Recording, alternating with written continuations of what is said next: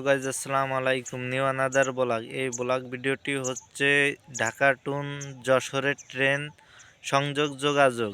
এটি 3 ঘন্টার ভিতরে ঢাকা থেকে যশোর পর্যন্ত যাওয়া যাবে ট্রেনে।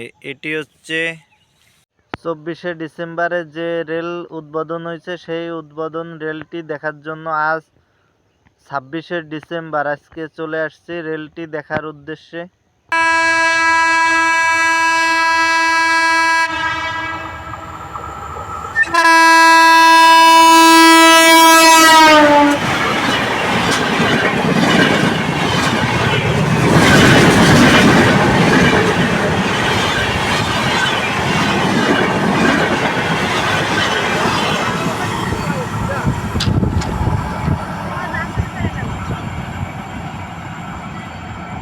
গাইজ, আমরা ছিলাম ট্রেন দেখতে চাষাবাসতে।